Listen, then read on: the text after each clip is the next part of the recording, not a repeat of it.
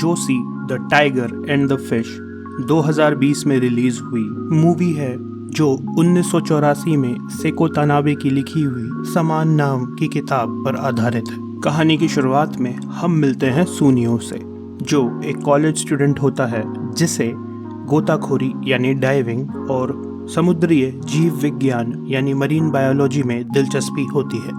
सुनियो अपना ज़्यादातर समय पढ़ाई करने में, अपनी जॉब पर और गोताखोरी करने में बिताता है। वो एक डाइविंग शॉप में काम करता है जहां उसकी दोस्त माए उसको और उसके दोस्त हयातो को अगले हफ्ते डाइविंग करने के लिए बुलाती है। सुनियो उन दोनों को मना कर देता है। वो कहता है कि वो नहीं आ पाएगा क्योंकि वो एक और पार्ट टाइम जॉब ढूंढ रहा है। उस रात घर लौटते समय सुनियो को एक ढलान वाली सड़क पर व्हीलचेयर पर बैठी एक लड़की अनियंत्रित रूप में तेज गति से नीचे आती दिखती है। वो एक पत्थर से टकराकर अपनी व्हीलचेयर से उछलकर नीचे गिरने ही वाली होती है कि सुनियो उसको बीच में ही पकड़कर गिरने से बचा लेता है। कुछ क्षण बाद वहाँ एक बुजुर्ग महिला आती है जो सुनियो को अपनी पोती को बचाने के लिए धन्यवाद देती है। वो महिला अपनी पोती को कुमिको बुलाती है, पर कुमिको अपनी दादी से कहती है कि वो उसे जोशी के नाम से बुलाए। जोशी सुनियो को उसके हाथ पर काटती है क्योंकि उसे लगता है कि सुनियो उसे छेड़ने की कोशिश कर रहा था। क्योंकि उन तीनों के घर एक ही रास्ते पर होते हैं, वो लोग साथ में चलने लगते हैं। दादी सुनियो को बताती है कि जोशी जन्म से ही व्हीलचेयर पर है और वो चल नहीं सकती। वो दोनों अक्सर रात में सैर पर निकलते हैं क्योंकि इस समय बाहर ज़्यादा लोग नहीं होते और उन दोनों को रात में ज़्यादा सुरक्षित महसूस होता है। दादी सुनियो को डिनर के लिए बुलाती हैं। जोशी सुनियो से बात नहीं करती क्योंकि उसे अभी भी ये गलत फहमी होती है कि सुनियो उसको छेड़ने की कोशिश कर रहा था। जब सुनियो वहाँ से निकल रहा होता है तो दादी सुनियो को एक पार्ट टाइम जॉब का ऑफर करती हैं। इस जॉब में सुनियो को बस एक ही काम करना होगा कि जो भी जोशी बोले वो उसे करके देना होगा। और क्योंकि सुनियो को पैसों की बहुत ज़रूरत होती है, वो ये जॉब ले लेता है। अगले दिन से सुनियो अपनी जॉब शुरू करता है, पर जब भी वो घर पे होता है तो जोशी अपने आप को अपने कमरे में बंद कर लेती है और सुनियो को फालतू और थकाऊ काम देती रहती है। इससे सुनियो परेशान होता है और अपना दुखड़ा अपने दोस्तों को सुनाता है। वो उसे ये जॉब छोड़ने के लिए कहते हैं। एक दिन सुनियो के प्रोफेसर उसे अपने ऑफिस में बुलाकर ये बताते हैं कि उसे अपनी आगे की पढ़ाई मेक्सिको की यूनिवर्सिटी में करने का मौका मिला है। सुनियो ये सुन के काफ़ी खुश हो जाता है क्योंकि ये उसका एक बहुत बड़ा सपना होता है। वहीं दूसरी ओर जोशी अपनी दादी से बाहर घूमने की इजाज़त मांगती है। दादी उसे मना कर देती हैं, ये बताते हुए कि बाहर की दुनिया बहुत खतरनाक लोगों से भरी हुई है। सुनियो जोशी के घर पर जाता है उसे ये बताने कि वो अब ये जॉब छोड़ना चाहता है। जब उसे जोशी के कमरे से कोई जवाब नहीं मिलता तो वो उसके कमरे का दरवाज़ा खोल अंदर जाता है। वहाँ उसे दिखता है कि उसका पूरा कमरा समुद्र के बहुत ही सुंदर चित्रों से सजा हुआ है। तभी उसे बाहर से दादी की आवाज़ सुनाई देती है जो जोशी को पुकार रही होती है। दादी सुनियो को ये बताती है कि जोशी घर से भाग गई है और कहीं मिल नहीं रही है। ये सुनकर सुनियो जोशी को ढूंढने निकल जाता है। जल्द ही सुनियो जोशी को ढूंढ लेता है और उसे घर चलने के लिए कहता है, पर जोशी सुनियो को मना कर देती है और कहती है कि वो समुद्र देखना चाहती है। ये सुनकर सुनियो जोशी को समुद्र दिखाने ले जाता है। कुछ देर बाद वो दोनों समुद्र किनारे पहुंच जाते हैं। वहां जोशी सुनियो से पूछती है कि समुद्र के पानी का स्वाद कैसा होता है। जोशी ने अपने माता और पिता दोनों को खो दिया होता है। जब वो छोटी थी तब वो अपने पिता के साथ समुद्र किनारे आती थी, पर क्योंकि उसे लहरों से डर लगता था वो कभी पानी में नहीं उतरती थी। वो कहती है कि वो जानती है कि समुद्र का पानी नमकीन होता है, पर वो एक बार खुद से उसका स्वाद लेना चाहती है। सुनियो जोशी को उठाकर समुद्र किनारे ले जाता है जहां वो देखती है कि समुद्र का पानी सही में नमकीन होता है। वो दोनों घर पहुंचते हैं जहां दादी सुनियो को ऐसा दोबारा करने से मना करती हैं। सुनियो ये जॉब करते रहने का फैसला लेता है। घर पर जोशी सुनियो से पूछती है कि वो उसे समुद्र दिखाने क्यों ले गया। वो कहता है कि वो हर उस इंसान की मदद करने की कोशिश करता है जिसको समुद्र से प्यार हो। जोशी सुनियो को बताती है कि वो फिर से बाहर घूमने का प्लान कर रही है। जब उसकी दादी दिन में सोती है तब उन्हें बाहर निकलने का मौका मिलेगा। अगले दिन वो दोनों उसी समय बाहर घूमने निकल जाते हैं। ऐसा कई दिन चलता है और वो पार्क, एक्वेरियम जैसी कई जगह घूमते हैं। दादी को इस बारे में पता चल जाता है, पर जोशी को इतना खुश देख वो ये सब चलने देती हैं। एक दिन जोशी और सुनियो साथ में लाइब्रेरी जाते हैं। जोशी वहाँ से एक किताब ले रही होती है, जिसे देखकर वहाँ की लाइब्रेरियन काना जोशी से पूछती है कि क्या वो उस लेखक की फैन है। काना उस लेखक की फैन होती है और एक दूसरे फैन को देखकर काफी खुश होती है। इस किताब के बारे में बात करने के बाद काना और जोशी दोस्त बन जाते हैं। उसके बाद सुनियो जोशी को डाइविंग स्टोर में लेकर जाता है, जहां वो हायाटो और माए से मिलती है।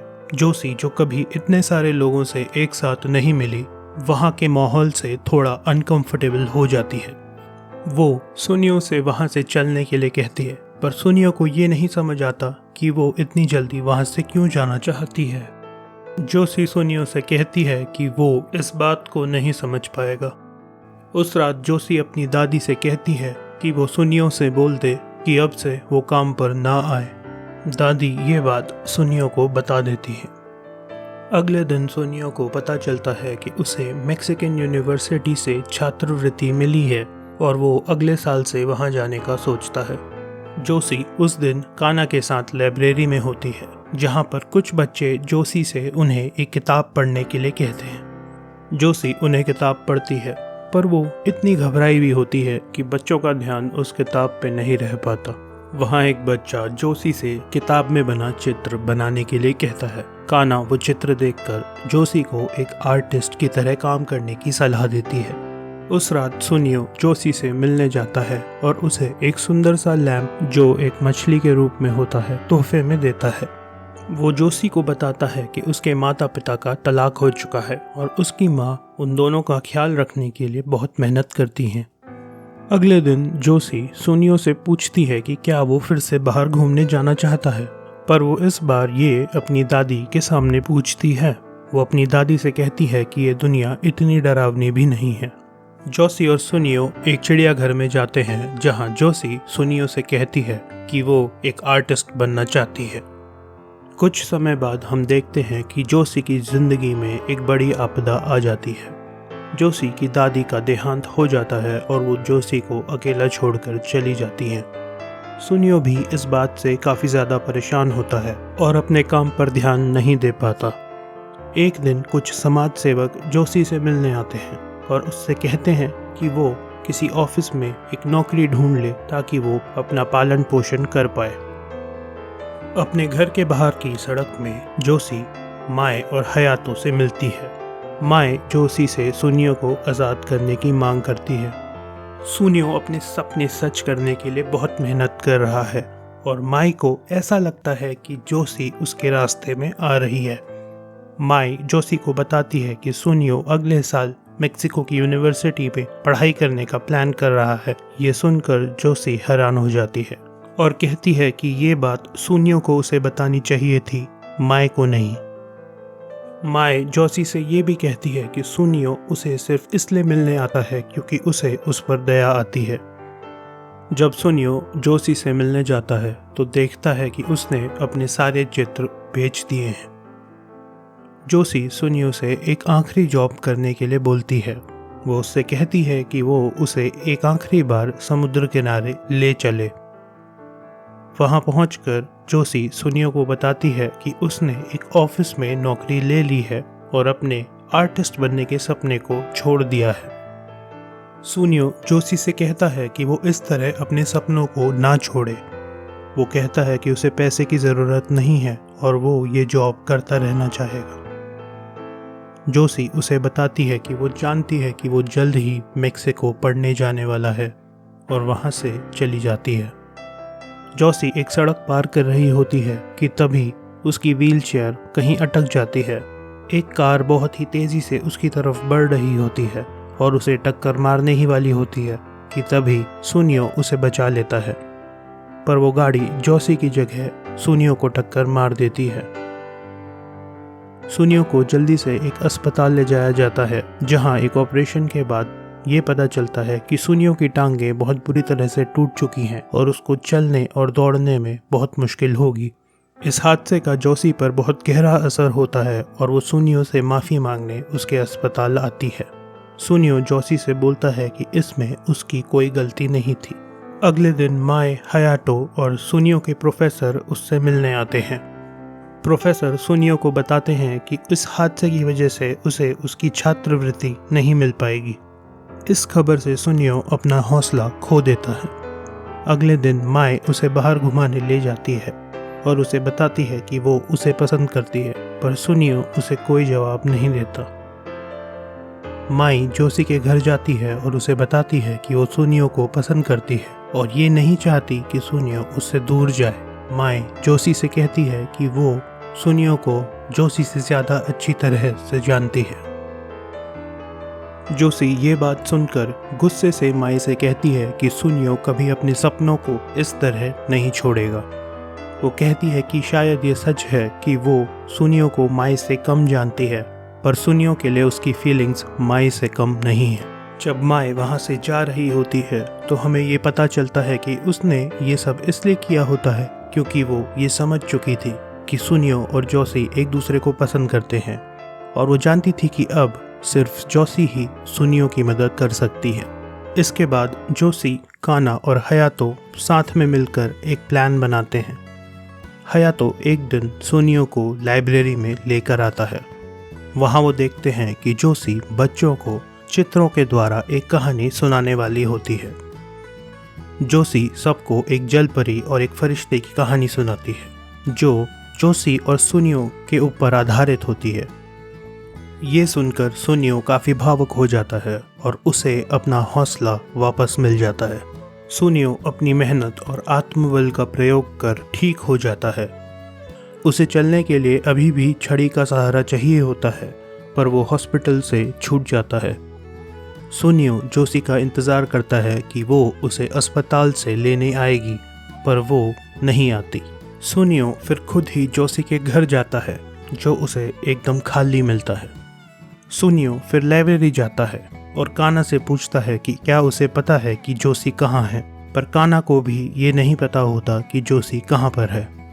जिसके बाद हयातो, माए, काना और सुनियो जोशी को पूरे शहर में ढूंढने लगते हैं। उस रात हम जोशी को एक सड़क पर चलते देखते हैं, जहाँ उसे किसी से धक्का लगता है और वो फिर से बहुत तेज़ी से एक ढलान भरी सड़क से नीचे उतरने लगती है। वो फिर से नीचे गिरने ही वाली होती है कि सुनियो उसे बचा लेता है, उसी तरह जिस तरह वो पहली बार मिले होते हैं। सुनियो जोशी को बताता है कि वो उसे पसंद करता है और जोशी भी सुनियो को यही बताती है। कुछ समय बाद सुनियो मेक्सिको में पढ़ाई करने चले जाता है और जोशी एक आर्टिस्ट की तरह काम करना शुरू कर देती है। कहानी के आखिरी सीन में हम देखते हैं कि जोशी एक पार्क में बैठकर एक चित्र बना रही होती है, जहां सुनियो, जो अपनी छुट्टियों में जापान वापस आया होता है, उससे मिलने आता है।